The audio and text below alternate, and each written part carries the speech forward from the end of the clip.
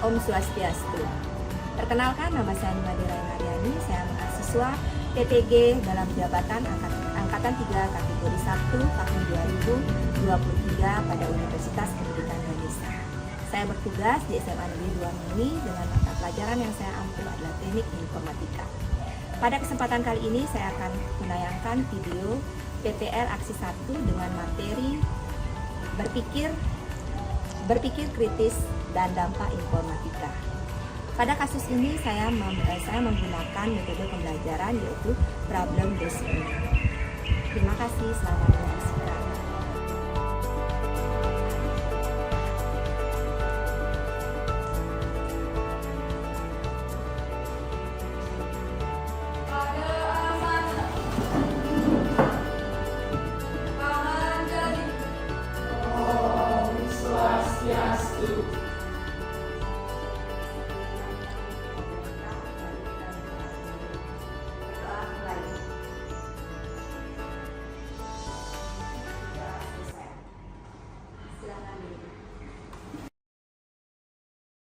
Semua hadir? Oke. Ibu tetap absen aja ya. Oke, Dewa Yulidia ada? Hadir. Gerald? Hadir. Marsha? Hadir. Gita? Hadir. Christian? Hadir. Angga? Hadir. Oke, terima kasih. Berarti hadir semua hari ini ya. Terima kasih anak-anak. Silakan dibuka WA group kalian. Nah, di situ ada pertanyaan, ada 3 pertanyaan. Kalian pilih pertanyaan yang sesuai dengan diri kalian. Di situ ada 3 pertanyaan, tinggal kalian pilih A, B atau C. Nah, di sini Ibu mempunyai pertanyaan untuk kalian. Sebelum kita lanjut ke materi, pemanasan sedikit. Tahukah kalian perbedaan teknologi informasi zaman dahulu dan zaman sekarang? Apa saja teknologi informasi zaman dahulu yang masih kalian gunakan? Kalian, oke, Christian? Ya. Jadi kan saya jawab. Ya. Jadi menurut pemikiran saya, untuk perbedaan dari teknologi informasi zaman dahulu dan zaman sekarang, yang saya ketahui itu ada beberapa, yakni yang pertama itu ada pada mungkin kecepatan komputer kita. Kalau kita bandingkan pada komputer dulu dengan yang sekarang, komputer yang dulu itu kecepatannya dapat terbilang sangat terbatas, berbeda dengan yang sekarang ini. Lalu ada mungkin ukuran dari perangkat komputer tersebut. Untuk yang dulu, yang sekarang terbilang lebih kecil daripada perangkat komputer yang dulu. Terus yang terakhir menurut saya ada akses internet. Untuk zaman sekarang ini kita itu dapat mengakses internet dengan mudah, tidak seperti yang dulu yang akses internet itu masih terbatas. Nah, untuk teknologi informasi zaman dahulu yang masih saya gunakan itu ada contohnya itu seperti email dan wifi. Oke anak-anak, tadi jawaban dari Tian. Sekarang sebelum lanjut kita akan mengetahui dulu tujuan pembelajaran dari materi yang akan kita bahas nanti. Nah, di sini Ibu membuat ada 4 tujuan pembelajaran, yaitu yang pertama membangun kebiasaan berpikir kritis. Kemudian yang kedua membangun kebiasaan keterampilan disposisi dan budaya berpikir kritis melalui kasus sosial yang timbul akibat teknologi informasi.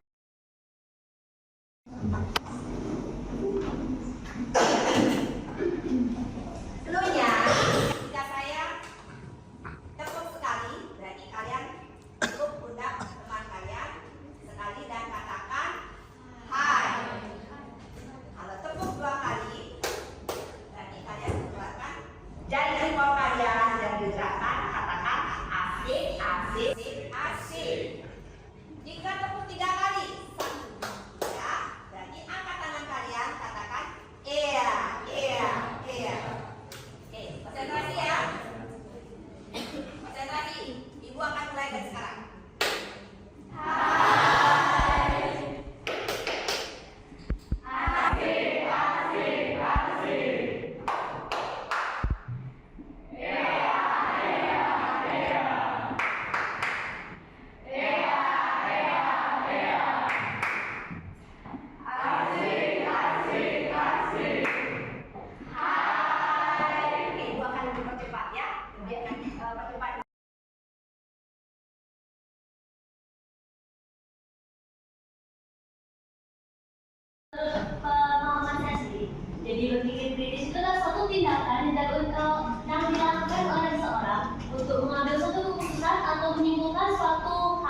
Dari mana itu dilakukan dengan melakukan analisis yang membutuhkan waktu yang relatif lama atau juga bisa disebut tidak cepat.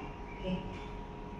Relatif lama dengan berarti membutuhkan waktu yang lumayan ya. Oke, ada lagi? Oke, Angga? Ini memberikan pendapat. Ya. Menurut saya, tadi dikatakan bahwa berpikir kritis itu memerlukan waktu yang relatif lama atau tidak cepat. Nah, itu menurut saya tidak sepenuhnya benar, karena dalam berpikir kritis, waktu yang diperlukan itu relatif dari terhadap situasi yang terjadi. Relatif terhadap yang sedang dihadapi, sehingga cepat atau tidaknya berpikir kritis itu tergantung dari situasinya sendiri. Relatif ya, sesuai dengan permasalahan yang akan ada. Oke, Di sini saya ingin menambahkan dari jawabannya Amel. Jadi biasanya berpikir kritis itu juga mempertimbangkan suatu informasi, di mana informasi itu pasti dengan melibatkan suatu kemampuan, di mana kemampuan itu bisa mengidentifikasi secara ada kelemahannya dan kelebihan, maupun dari suatu argumen dan informasi yang akan didapat dalam berpikir kritis. Oke, berarti harus menggunakan argumen. Mengenai itu, Ya, saya mengajukan pendapat saya. Oke. Menurut saya berpikir kritis itu sama seperti pendapat Angga, relatif karena kita dan saya juga tidak menemukan pendapat saya itu sama dengan pendapat Lydia. Menurut saya berpikir kritis itu relatif bisa dibilang sebentar karena berpikir kritis itu tidak harus untuk memikirkan aspek-aspek full, mengidentifikasi semua aspek-aspek yang menjadi suatu permasalahan. Tetapi berpikir kritis juga dapat dilakukan dengan mementingkan aspek-aspek penting dalam suatu permasalahan saja. Jadi itu lebih menghemat waktu untuk memecahkan suatu permasalahan.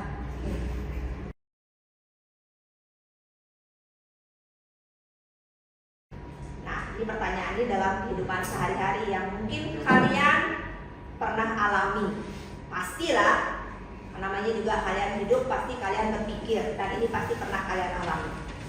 Nah, di sini pertanyaannya, sudahkah Anda menerapkan keterampilan berpikir kritis dalam kehidupan sehari-hari? Oke, kita? Menurut saya sudah menerapkan keterampilan berpikir kritis. Contohnya pada mengambil keputusan pada suatu musyawarah. Berpikir kritis tentunya melibatkan kemampuan seperti menyusun argumen, mendengarkan dengan cermat, dan menanggapi ide-ide dengan logika dan suatu bukti. Oke, terima kasih. Itu dalam musyawarah. Ya. Saya ingin menambahkan, selain yang disebut Nadia tadi, saya juga sudah menerapkan pemikiran kritis di kehidupan sehari-hari dalam mengatasi masalah pribadi. Berpikir kritis melibatkan pemahaman akan permasalahan, pengembangan solusi yang rasional, dan pemilihan langkah-langkah yang paling efektif untuk mengatasi suatu masalah pribadi. Oke. Masalah pribadi dan musyawarah. Oh iya, Gera. Gera, silakan. Saya sudah menerapkan berpikir kritis dalam kehidupan sehari-hari dalam memecah suatu masalah. Ketika saya terjebak macet, seharusnya saya mengambil jalan rute jalan yang selanjutnya. Oke, tadi kamu pakai contoh untuk dirimu sendiri ya, kenyataan ya. Saat kamu berangkat sekolah, jebak macet, kamu harus memilih alternatif yang lain. Oke, sebenarnya anak-anak semua di sini pasti sudah pernah melakukan yang namanya berpikir kritis dalam kehidupan sehari-hari. Nah, mungkin kalian tidak sadari yang mana namanya berpikir kritis, yang mana namanya berpikir biasa-biasa saja. Mungkin saat kalian melakukan banyak pertimbangan, itu kalian sudah melakukan yang namanya berpikir kritis, ya.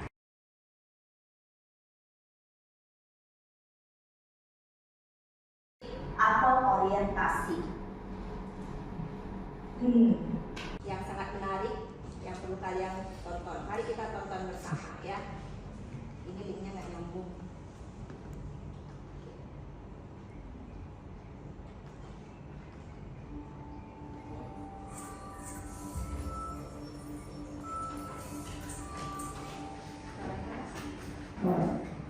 Suaranya sudah belum?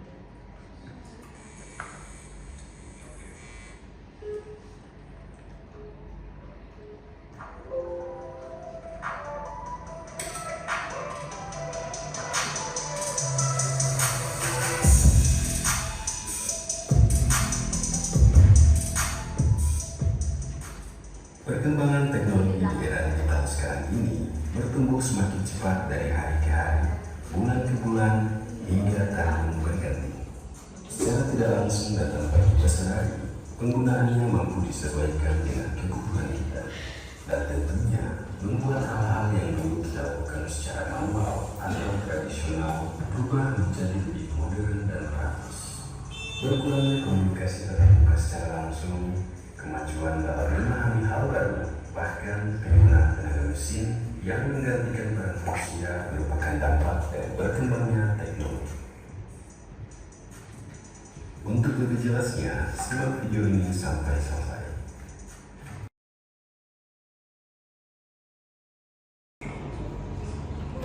Ya, Saya ingin bertanya, jadi video tadi itu kan membahas mengenai dampak dan perkembangan teknologi dan revolusi industri 4.0. Apakah teknologi itu harus selalu berkembang? apakah teknologi itu harus berkembang? Kira-kira harus atau tidak? Pasti harus berkembang. Karena apa? Teknologi itu akan mengikuti, bahkan dia bisa setiap tahun. Nah, contohnya kayak software, ya, pasti selalu ada pembaharuan. Tidak itu saja yang dipakai, bahkan banyak aplikasi-aplikasi terbaru yang sekarang berkembang.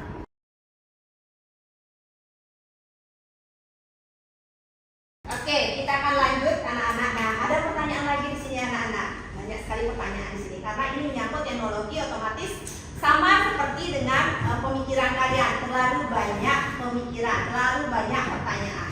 Nah, sekarang Ibu memberikan pertanyaan lagi. Menurut kalian, apakah akibat dari kebiasaan tidak berpikir kritis dalam hidup?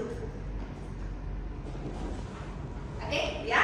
Jadi menurut saya, tanpa adanya berpikir kritis, seseorang mungkin dapat mengambil keputusan secara impulsif atau tergesa-gesa tanpa mempertimbangkan konsekuensi atau alternatif lain yang dapat membawa ke arah keputusan yang kurang baik. Nah, juga tanpa adanya berpikir kritis ini, seseorang mungkin dapat membuat kesalahan dalam penilaian dan pengambilan keputusan yang pada gilirannya dapat mempengaruhi karir, hubungan, dan kehidupan dalam kehidupan sehari-hari.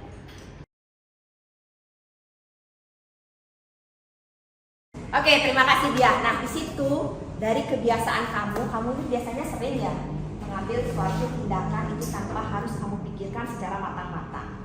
Ya, nah sekarang kamu di sini sudah duduk di bangku kelas 11. Kamu harusnya berpikir yang matang atau berpikir kritis untuk masa depan kamu nanti.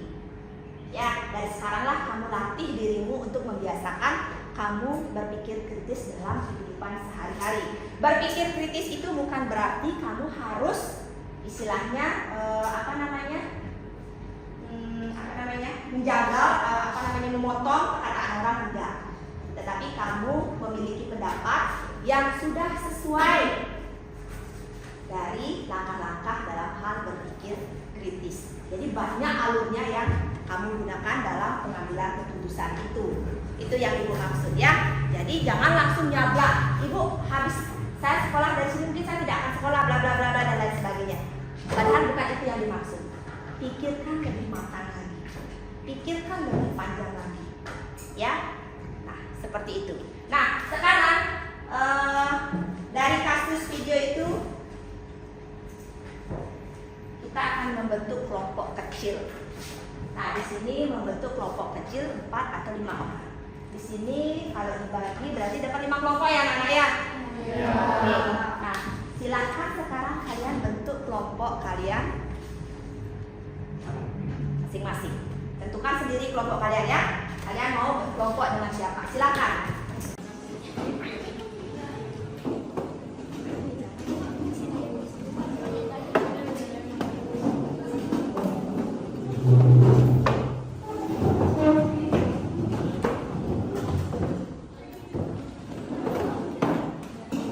Oke anak-anak, sekarang Ibu akan membagikan LKPD. Di sini pengerjaan dari permasalahan yang ada di depan. Tadi yang di video ya. Silakan dikerjakan.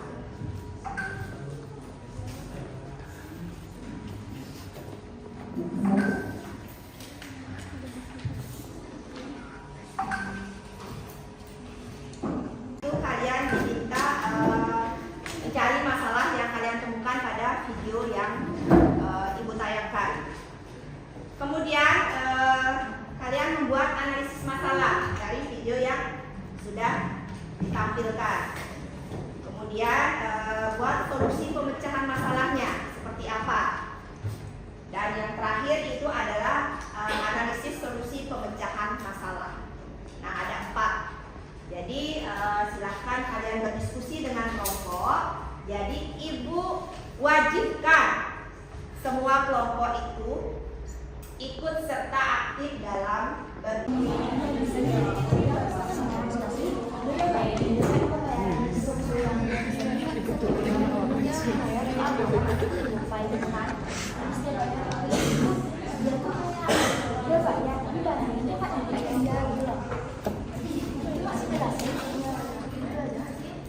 Sudah.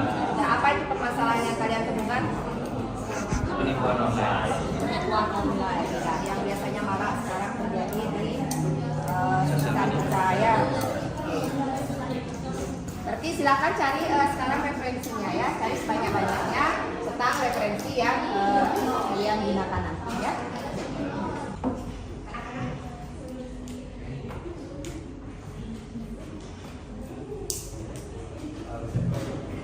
Selamat sore semuanya. Selamat sore.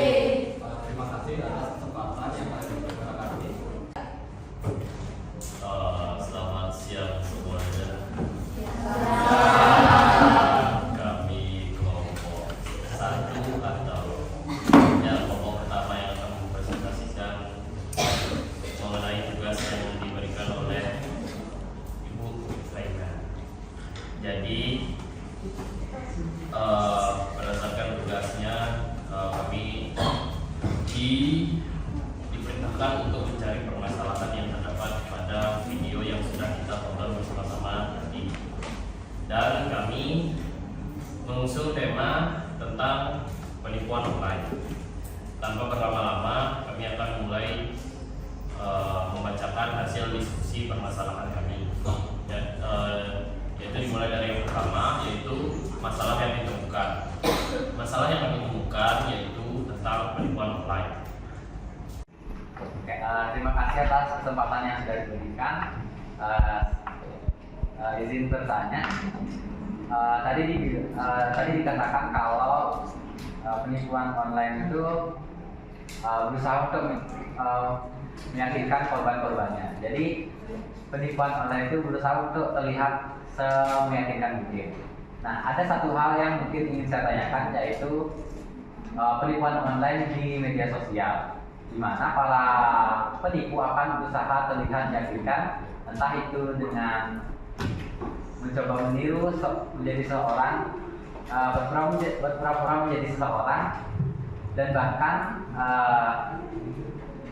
bahkan pada kesempatan sekarang sudah ada penipu yang memiliki centang pada akun Instagram mereka.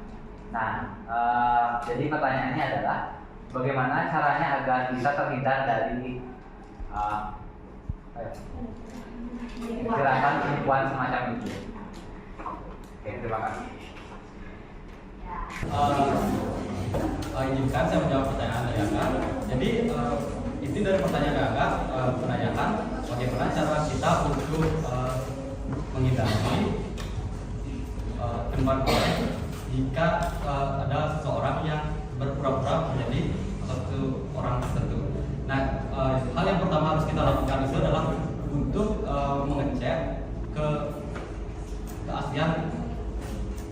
Misalnya kita diberikan pesan oleh akun yang terlihat meniru suatu orang influencer yang cukup terkenal. Nah, di sana yang pertama kita harus lakukan adalah untuk mengecek identitas yang mengecek keaslian, apakah mereka itu benar orang tersebut atau tidak. Apakah Anda merasa teknologi 4.0 telah memberikan kontribusi positif atau negatif pada masyarakat secara keseluruhan?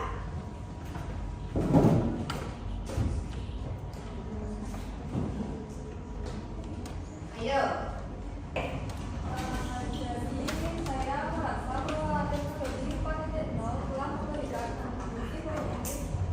Ya,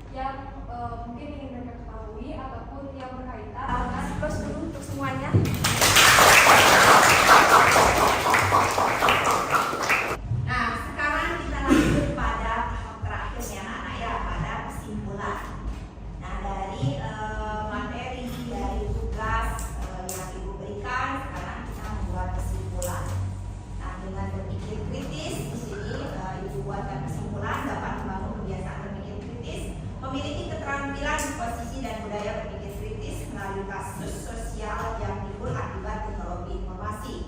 Dan untuk materi minggu depan, untuk materi minggu depan nanti silakan kalian pelajari dulu di rumah, kalian baca-baca buku kalian di rumah. Di sini kajian kritis penerapan informatika dalam bidang pertanian dan kesehatan. Nah, untuk minggu depan itu kita akan menuju ke bidang pertanian dan kesehatan. Walaupun tadi kita sudah sedikit tidaknya menyinggung tentang kesehatan. Ibu sudah mengirimkan link pada WA.